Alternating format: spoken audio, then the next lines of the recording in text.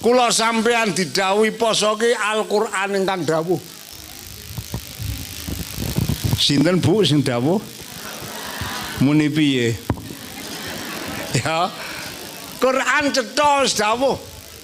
Sahru Ramadan alladzi unzila fihil Qur'an hudan linnasi wa bayyinatin minal huda wal furqan faman syahida minkumus syahra falyasum wa man kana maridon aw ala safarin min ayamin ukhar ora jawane bulan Ramadan itu temurune ayat suci jadi nang bulan Ramadan itu temurune ayat suci tepate malam tanggal 17 Ramadan iku temurune saking pundi sangka Loh Mahfud diturunke karo Allah dunya niku malam tanggal 17 Ramadan ora kok Allah Kanjeng Nabi mboten. Dadi tanggal 17 Ramadan niku temurune Al-Qur'an saka Loh Mahfud diturunke nang langit dunya niku malam tanggal 17 Lah nek kula sampean kok menangi wulan Ramadan teko mongko Allah fasum kula panjenengan kon padha poso paham mboten ana meneh famangkana maridon aw ala safarin faidatum min iki kena ora nek meng lara panu kok poso edan kowe ono wong ngarit bali marit kok madang lara apa panu ndasmu ora iso. Jadi lara sing ngenake ora poso niku nek pancen kanggo poso awake ora kuat mergole lara niku siji. Ping pindho sing kena ora poso iku nek lelungan niku lelungan ki ana syarate siji lelungan iki ora tujuan maksiat. Loro, adohe lelungan ki paling cedhak 70 kilo. Dadi nek wong Pakunden lunga nang pasar luar blonjo awan-awan mlebu warung madang edan kowe. Paham lah mboten? Pakunden tekan pasar luar ki pirang kilo yu ana 70. Ngono mokah. Kuwi jenenge manani hadis ora patek genah kuwi. Wong nggon aku kono ana kok. Hati anggen kula nang pasar Magelang kok mukah jajal. Madang tak takoni kok madang piye to? Musafir Mbah Kyai ndasmu. Dadi lek lunga niku mawon siji tujuane ora lunga maksiat.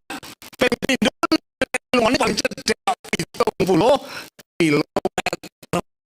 Dari keluar Rane silaturahim nang bulan poso karo poso ora kuat kena mukah ora dosa. Ning nek wis rampung faidatum min ayyamin ukhar sok wulan Syawal nek le gering wis apa mari lelungan wis rampung kudu nyarutan poso. Ha ana aku ngrungokke nang TV kiai wedok kuwi pidato wong wedok hamil iki nek poso kena mukah le poso mengko nek wis lahir bayine cukup bayar fidyah ora nyarutan pasane iki tak anggap nyai ora genah iki. Jadi nek ndek utang poso ki nek selagine isih waras tetep wajib nyarutan poso ora mung bayar fidyah. Nek utang poso cukup dibayar fidyah nganggo utang wae terus. Wong fidyahe wong ninggal poso ki murah ki yu. Sedina ki mung 1 kilo ki. Jajal, sampean sasi ramang poso mung ngetoke beras 30 kilo ndak ra kuat. Iki arek ngerti. Dadi mulai nek memahami hukum iku kudu sing paham tenan. Dadi kula sampean didhawuhi karo Allah menangi Ramadan poso. Ning nek pancen kowe iki nang Ramadan kok gering, ora kuat poso, kena ora poso.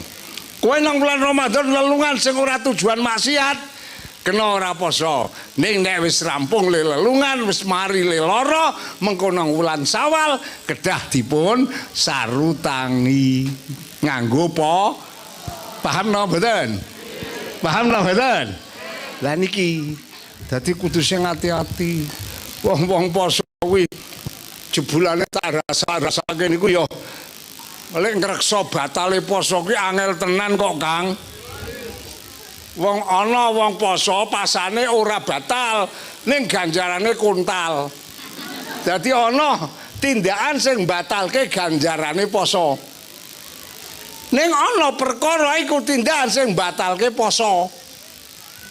Ana sing batalke poso apa? Tak omongke sing gampang. Wong poso iku nek awan ora diparengake nglebokake apa-apa metu salah swijine dalan songo. Ora kena kanthi jarak. Ngerti dalan songo yu? Saben wong lanang wong wedok kuwi nang awake iki ana bolongan songo. Tak hitungke nek ora ngandel. Kuping kiwa tengen pira? Bolongan irung? Papat. Bolongan mata? Loro. Jadine pira? 6. Bolongan cangkem? Setunggal. Sing loro nang ndi kuwi? Ya aku ya. Kuwi sing loro golek ana dhewe. Kuwi bolongan songo iki nek awan Ramadan aja dileboni apa-apa kanthi jarak. Lah wong poso-poso awan-awan kok nggodhoki wulu. Ngurek-urek kuping nganggo wulu nang awan Ramadan ki batal pasane. Paham napa mboten? Kuwi jenenge nglebokke apa-apa. Awan wulan Ramadan le poso apa le wudu lesep banyu irung mongko nganti seru nganti munggah tekan nggon janur irung batal pasane. Mula ana ulama sing ngendikake kanggone wong poso nalika wudu iki dimekruhake nek nesep banyu irung. Paham mboten? Dadi ora usah nesep banyu irung kok dikuwatirke nek batalke poso. Kuwi aja nglebokke apa-apa metu salah jenis. Ha wong poso-poso kok nglebokke gethuk. Metu cangkem batal, Kang. Paham mboten? Niku batal. Lah terus nuwun sewu, iki sing ora patek do krasa ning batal pasane niku nang wulan poso. Awan-awan krasa ngising. Njur lek ngising kuwi nang nggon kalen ndekem nang banyu. Ana ya, Kang? Wong aku gak winane ka weruh kok nang kono kae. Nuwun kalen. Bokonge iki dikum nang banyu lek sing. Iki mangke nek wis metu apa kotorane niku nutupe dubur niki mesti nyerot banyu. Kuwi batal pasane, Kang. Ning lak ora krasa. Lah niki batal posone nen. Poso kok le bebuang ndekem nang banyu niki mangke nek wis metu nutupe dubur iki mesti nyerot banyu niku dadi batal pasane. Mula sesuk nek poso nek bebuang aja ndekem nang banyu. Anguk metangkring. Ya. Paham mboten? Wah, iki jan teko tak omongke arek saru ya luwah wonge ya ora mudeng kok. Nggih napa mboten? Kira-kira sampean ya jengkel pura iki? Wes, ki ora oleh ngono kuwi ya. Terus apa meneh?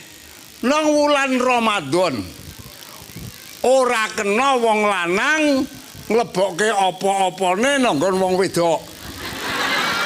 Ya. Ana nekat batal. Kecoba nyarutan bayar jendan lho, Kang. Wong biyen zaman Kanjeng Nabi sugeng iku lak ana sahabat matur Kanjeng Nabi napa kula niku nganten anyar.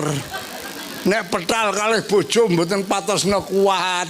Upaminipun kula poso awan-awan kumpul bojo kula pripun Kanjeng Nabi?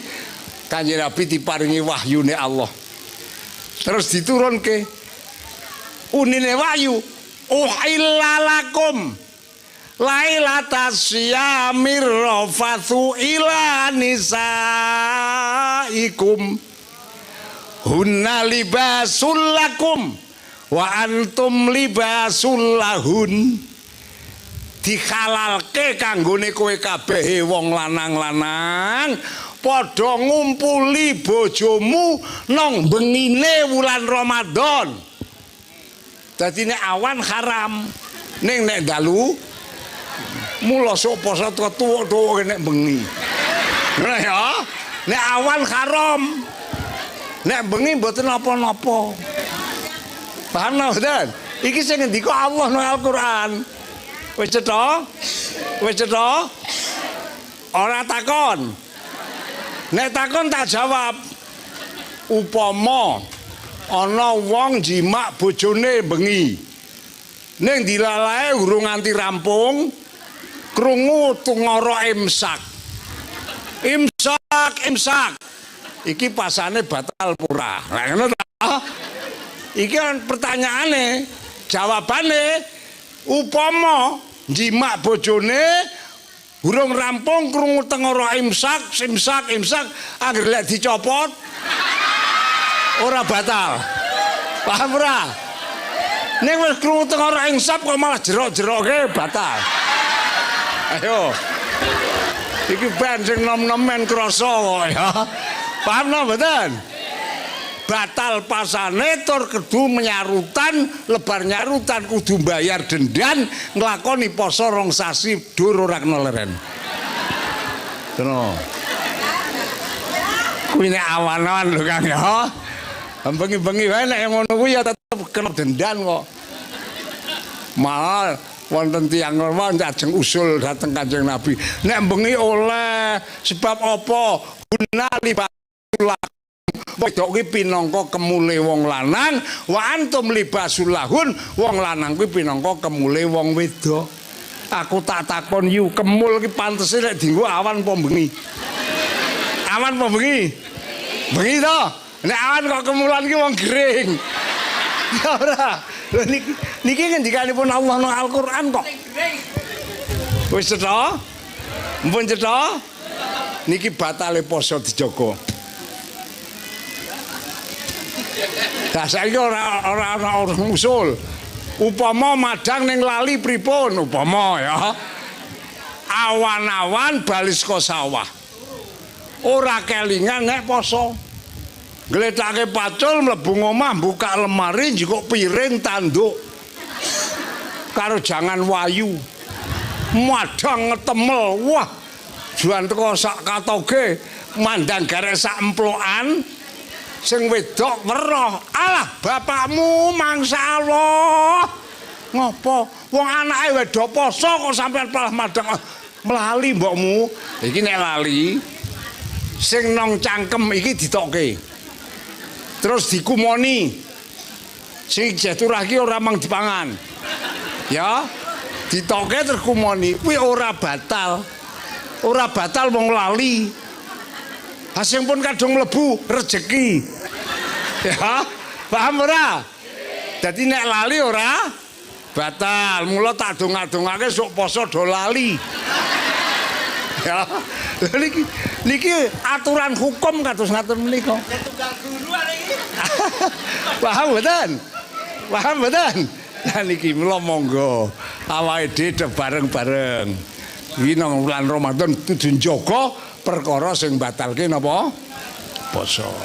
Terus ana meneh perkara sing batalke ganjarane poso.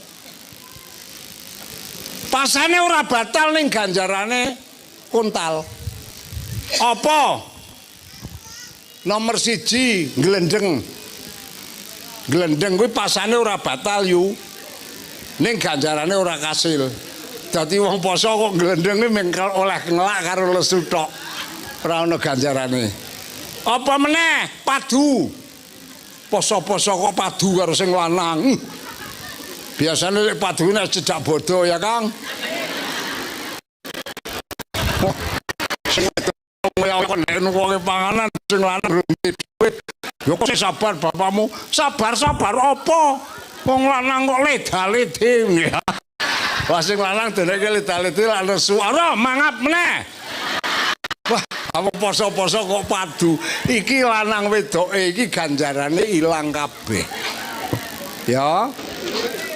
Mula Imam Ghazali ngendikake nang kitab Bidayah, nek kula sampean poso lamun melek kok ora iso ninggal glendeng, ora iso ninggal goroh, mula nek poso lek awan kon turu sedina muput. Lebar subuhan mapan turu. Ngole tangi luhur. Luhur salat luhur, lebar luhur turu meneh. Ditangi asar. Engko asar salat asar bar asar turu meneh. Ditangi maghrib ben ora glendeng. Nek sampean kok kuat lek nglakoni ngono kuwi panjen potongan lutung. Ya menungso poso mendeko iki lutung iki. Dudu wong. Nggih napa mboten? Nah nikilah antawisipun ingkang kedah kita jaga perkara sing batalke ganjarane poso, perkara sing batalke poso niki kedah dipun doi. Paham? Paham? Tak tambahi sithik maneh. Supaya kula sampean wong tuwa diparingi ganjaran sing agung saka ngersane Allah le poso. Niku tak critake awak kula. Kula niku mbiyen gek cilik umur 6 tahun kurang luwih. Arek poso Ramadan ngeten iki kurang 3 dina ditimbali kali bapak kula. Hon dalem mene tak omongi nggih. Sesuk 3 dina kas poso Ramadan, kowe poso ya. Gandeng kula jeh cilik. Dereng kiat, Pak, mboten ajeng poso. Ora kuat piye nggih dereng kuat. Nek kowe kuwi sesuk Ramadan ora gelem poso, sok bodho arek ora tak tukoke klambi anyar. Wah cah cilik dancamune jan wedi tenan. Nek kowe gelem poso, kuwi mengko saben buka saben sahur lawohe tak tambahi ndok. Sahur ndok siji, buka ndok siji. Rampung poso tak tukoke klambi anyar sak pengadeg. Wah kula niki cah cilik dimingi-mingi ngoten lak mikir. Arek poso wong pancen hurung kuat. Ora poso iman-iman ndoge. Ayo to Kang. Akhire kula akal-akal cah cilik iki usul kali bapak kula. Pak, napa? Nek poso beduk angsal, Pak. Aku lak ngono. Ngertos poso beduk, Kang? Poso beduk nek jam 12 ke beduk buka ngono to. Ha bapak kula tak tembungi nek poso beduk angsal, Pak. Oleh, angsal oleh. Nek angsal poso beduk kula nggih tak poso beduk. Oh ya, niki bapak kula. Malam Ramadan pertama jam 3 gugah. Tangi sahur. Kae ndoge tak cepake. Tangi madang temel rampung madang turu. Tangi jam 8. Jam 8 awan esuk. Ora salah subuh cah cilik kok. Ga wong tua wae nek Ramadan kau kasih ora subuhan kasih kok ya kan. Ya ora. Cah cilik ora subuhan tangi jam 8. Ngadang wis tangi turu raup jikok pancing, lunga mancing. Tengah 12 bali. Lek mancing yang men orang nglangut lek nunggu tekan jam 12 wong janjiane poso beduk. Kan ngomah tekan 12 gerake pancing terus dipapak kali biyung kula. Wis kene sedek jagong tak tatake sing arek dibuka niku biyung kula. Ditata.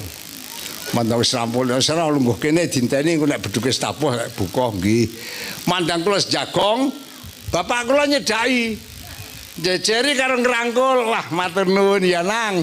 Wis arek kuat lek poso beduk nggih, aku lak bunga banget. Mandang beduk ditabuh deng, kula nyekel gelas sing ana wedange tak ombe. Wong janjiane poso beduk. Mandang kula nyekel gelas arek tak ombe wedange niku kok pundak kula ditabuk lah. Ora beduk sing saiki. Nek beduk saiki iki posomu batal muni ngono kuwi. Aku lak rumangsa dapusi.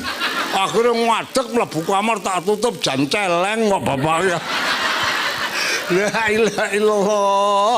Turu. Ora iso merem wong poso ajaran lesu. Masya Allah. Mandang wis arek asar metu meneh. Jejeri nggon bukuan niki. Bapak nyedaki meneh. Beduk asar ditabuh kula nyekel gelas meneh dimek meneh. Mengko beduk sing sepisan gas. Masya Allah.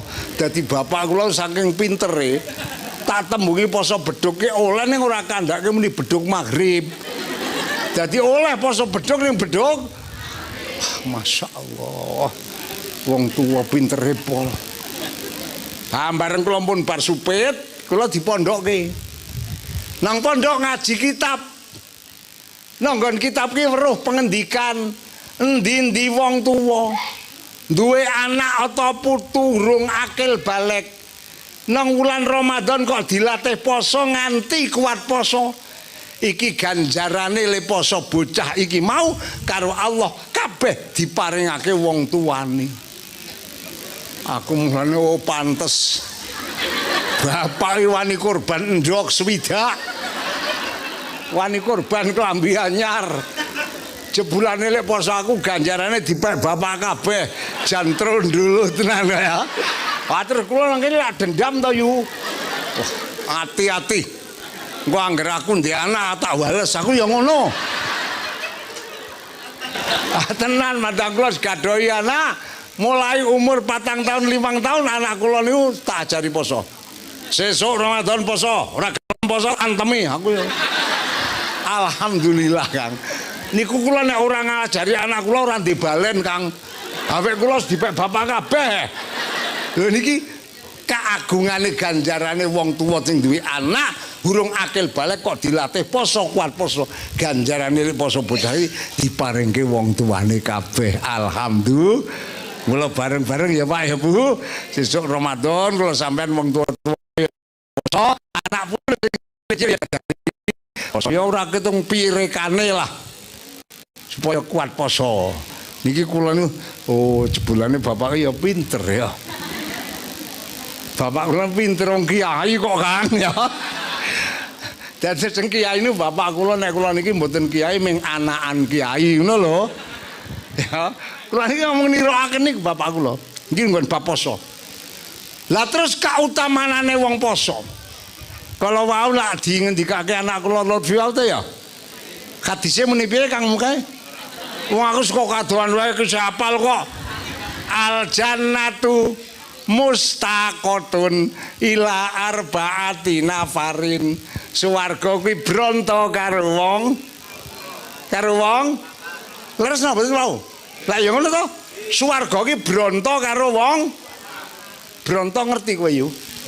Apa bronto? Bronto kuwi seneng sing ora kena dipekak. Aku njur kelingan singirane Mbah Kyai Salaman gek tahun 77 ki gawe singiran judule Loro Bronto. Niku kula kelingan tahun 77 lho Kang. Rasane wong kang tumibro bronto atine bubrah angel ditata kabeh wong wadon dianggep ala kejaba siji bakule telo. Jumlahane wong bronto karo bakul telo. Dadi bronto wis seneng sing ora kena dipekak. Lah swarga wis seneng ora kena dipekak karo wong papat. Lha nika siji apa? Talil wong sing cok maca. Loro hafizul wong sing ngreksa cocot. Apa? Cangkem ki nek gendeng jenenge cocot. Nek ge maca Quran ki jenenge lisan. Ngono lho yu. Wah, jan Mbah Sol kene jan ngenyek ya. Nomor loro maca Quran jur ngreksa lisan. Nomor telu sapa sing berangkat iki? Mut'imul jian, wong sing aweh pangan maring wong sing lesu. Mula nek poso kae sampean sadurunge buka, sadurunge wektu maghrib diaturake kon sedekah karo tanggane ora ketung ming criping sak cuwil atau tape sak tengkel. Nya iki nek arek ge buka niku nek ditampa kok engko ge buka karo sing poso. Sampean darep-arep swarga. Kene yu. Swargane ngono kuwi kok malah mantuk-mantuk. Ya. Anggere gelem sedekah karo wong sing poso mutimul jian jenengane. Lah sing nomor 4 sing darep-arep swarga wasa imi Ramadan wong sing padha poso wulan Ramadan. Lah niku lak ngono ya. Nggih napa nggih? Mulane monggo kula sampean ben diarep-arep karo swarga. Siji kon ngokeh-okehke maca. Kuwi nek teyeng. Mas sampean potongane ora teyeng. Ayo. Iya ora? Kira-kira ana apa ora sing ora iso maca Quran? Ora usah ngacung. Wong aku ngerti kok. Ya. Dadi nek kula sampean arep maca Quran kok ora kuwasa, sok poso kuwi teko dokeh-okehke le maca surat Ikhlas. Ngertos surat Ikhlas? Qul huwallahu ahad, Allahus somad, lam yalid wa lam yulad wa lam yakul lahu. Kuwi Kanjeng Nabi dawuh, sapa wonge maca surat Ikhlas sepisan diparingi ganjaran padha karo maca Quran 10 juz. Nek maca surat Ikhlas ping pindho diparingi ganjaran padha karo maca Al-Qur'an 20 juz. Nek maca surat Ikhlas ping 3 padha karo maca Quran 30 juz katam. Mula sing ora kuwasa maca Quran sesuk dokeh-okehke le do maca surat. Nek wong Islam kok surat Ikhlas wae kok ora apal, kuwi pancen wis mangsane wacane surat Ikhlas. Ya ora yu. Ya. Wah, fadilah surat Ikhlas ki agung banget. Kula manggihaken hadis-hadis ingkang werni-werni antawisipun Kanjeng Nabi dawuh, sapa wonge maca surat Ikhlas sak majelis kok ping 11, mongko wong iki nek mati diharamke mlebu neraka. Niki ndikane Kanjeng Nabi. Mula kula niku nek tahlil maca kulhu ping 11 Kang, ora mung ping 3 ngirit nek ping 3 kuwi. Ya. Jadi nek tahlilan kan maca kulhu ki ping 11 ben diharamke mlebu. Paham napa mboten? Kiai kok ora ngerti swarga ya. Ayo nek kecapean wektune ki mepet ayo monggo maca surat Ikhlas ping 3 wis padha karo katam Quran. Nek wektune longgar ki mbok ping 11 menjamaah ki kabeh sok nang akhirat diharamke mlebu neraka krana maca surat Ikhlas ping niki sing ora bisa maca Quran lho kuwi dianjurke kon maca surat. Nek sing bisa maca Quran ya aja ping maca surat Ikhlas tok. Ya Quran diwaca ngono lho Tun. Ya. Paham mboten? Dadi Kanjeng Nabi iki nulungi lek maca surat Ikhlas maring wong-wong sing ora kuwasa maca Quran. Njur kon maca surat Ikhlas. Ning semono Pak. Kula mapen manggihaken hadis Kanjeng Nabi malih. Sapa wonge maca surat Ikhlas ping 100.000 ambalan. Kuwi arek diwaca sesasi katam luweh, arep diwaca setengah tahun gek katam luweh, arep diwaca sak umur gek rampung oleh. Ning pokoke genep pira? 100.000. Niki tiyang ngendikane Nabi nek gelem maca surat Ikhlas ping 100.000 niki mati sak mangsa-mangsa diharamke mlebu neraka lan diwajibake mlebu swarga. Kuwi jenengane nek maca surat Ikhlas ping 100.000 kuwi duwe fidak kubra. Fidak ya ana werna loro. Ana fidak sughra, ana fidak. Nek fidak sughra kuwi maca la ilaha illallah ping 70.000. Niku namine fidak sughra. Nek fidak kubra niki maca surat Ikhlas ping 100.000. Niki monggo. Kula ya ge ajar, Kang. Sampeyan tak jak bareng-bareng kula purun. Kula niki ge ajar. Awak kula tak kandhani dhewe, awak kowe kuwi krana keset maca Quran, kula ngeten awak kula niku. Kowe saben dina kudu maca surat Ikhlas genep ping 1000. Niki awak kula tak kandhani dhewe. Nek kowe iki pendak dina ora iso maca surat Ikhlas ping 1000, kowe nek modar kowe arek sang ngopong. Niki awak kula lho, Kang. Nek sampean ora wani aku ngandani muni modar. Ya. Paham mboten?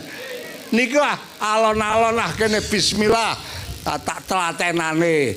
Kula ming pengarep-arep kula namung muga-muga sok nek mati sak mangsa-mangsa kuwi dislametake saka siksa. Allahumma Allahumma amin. Donga dinenga ya Pak ya Bu.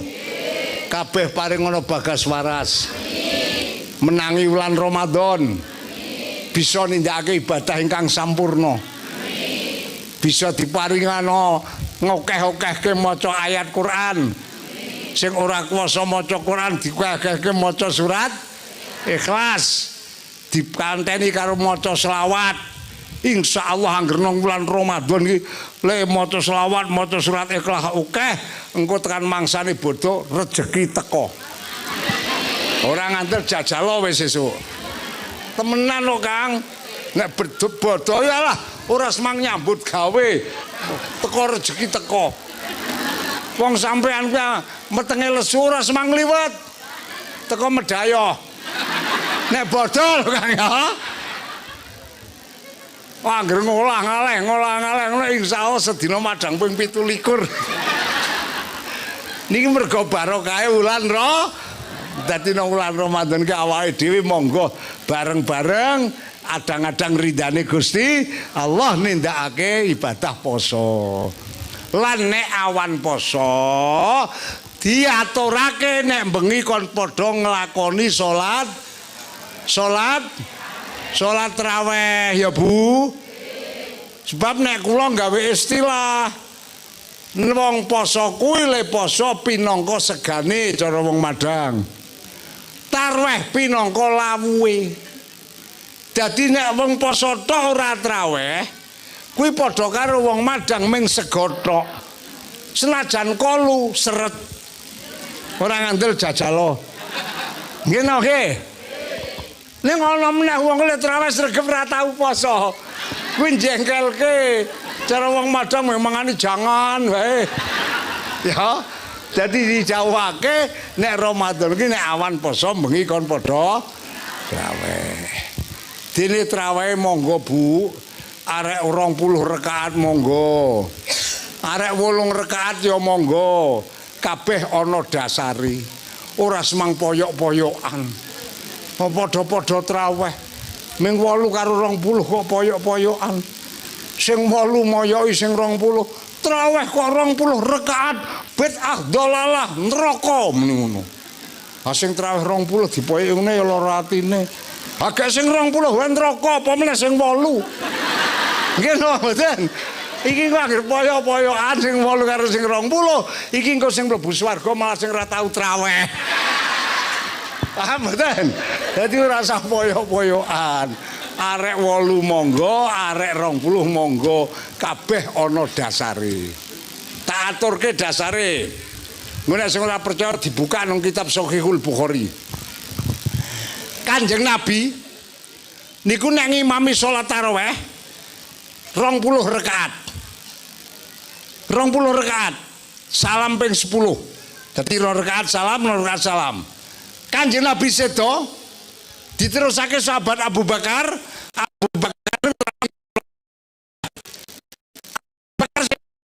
lagi Sayyidina Umar sedo terus ke sahabat Utsman bin Affan. Sahabat Utsman traweh ya 20 rakaat. Dadi kula sampean traweh 20 rakaat iki ora kleru. Ana sing 8 ngene Kang. Nek sing 8 niku kula manggihaken hadise nang nggone kitab Muwatta. Kitab Muwatta niku kitab Imam Malik. Tulung kok goleki nek kowe ndek kitabe, Kang. Nang nggone kitab Muwatta disebutake zaman semanten ana sahabat sing matur karo Dewi Aisyah garwane Kanjeng Nabi. Dewi Aisyah napa Kanjeng Nabi nek wulan Ramadan lek traweh ndak nate ping 8 rakaat ngono. Lek ditakoke takon iki Kanjeng Nabi tahu apa ora traweh 8? Dewi Aisyah jawab, tahu. Nate tahu. Kanjeng Nabi traweh 8 rakaat nate. Ning kowe aja takon nggon bab suwene lan baguse. Aja takon suwene lan baguse. Ha suwene sepinten Dewi Aisyah Kanjeng Nabi ki traweh 8 rakaat le lekas lebar isya persis le rampung jam 4 isuk. Kuwi 8 rakaat yo. Lah baguse sebab saben-saben rakaat lebar Fatihah lek maca Qur'ane 2 juz. Dadi nek sampean arep treh 8 monggo. Bar Fatihah 2 juz. Modar cocot. Ya, ngomong traweh 8 rakaat lebar Fatihah enak atau enak. Ngono kok moyo isih 20 ndasmu. Lho kula niki duwe dasare kabeh. Ha Kanjeng Nabi 20 niku pancen surate cendak-cendak. Wadduha lam nasra barang niku bar Fatihah. Ayo saya arep milih ndi? Milih sing 8 apa 20? Nek sing 8 ya kuwi mau tekan jam 4 Kang. Kok kula sampean traweh barisan tekan jam 4 modar. Nggih nggih. Lah mula monggo kula ngajak dateng sederek kula sedaya. Nang bulan Ramadan di bareng-bareng awan padha nindakake poso, bengi padha salat tarawih. Nek wis lebar salat tarawih padha tadarusul Quran, deres Quran sing kuwasa maca Quran, nek sing ora ya ngokeh-okehno maca surat Ikhlas kanggo nggayuh berkahi Allah, barokah bulan Ramadan supaya kula sampean kabeh karo Gusti Allah didadekke kekasih. Allahumma amin. Pisan malih kula nyuwun pendonga dhateng panjenengan sedaya, sampeyan yo tak dongake kabeh do paring ana panjang umur sing barokah. Besok poso aja kuat nindakake poso kanthi ati sing ikhlas. Rampung lek poso ditutup nganggo bodho, muga-muga bodho dicukupi kebutuhane karo Allah. Diparingi turah rezekine. Anggere lek poso tenanan, lek traweh tenanan, sok bodho cukupi karo Gusti Allah. Sampai ngandel pura, ngandel pura. Wah wis buktine bola-bali to. Anggere bodho ki masyaallah. Mbok nek bendinane ki ra ndek apa-apa nek bodho kuwi lho. Toples 47 kebak panganan kabeh. Leres nang mboten? Masih arep mangan bingung. Wong tuwa ki bodho ketekanan putune lho senenge pol. Putune do teko mbah ngaturaken delpan ya padha-padha ya mbahne ya tokeh lupute. Wis sing gedhe ngapurane ya nang nggih. Kono kuwi mbahne ra gegawean apa-apa toplese do pangan. Saking senenge malah kon mangan toples. Masya Allah, nek bodoh kuwi saking bungahe. Leres napa mboten?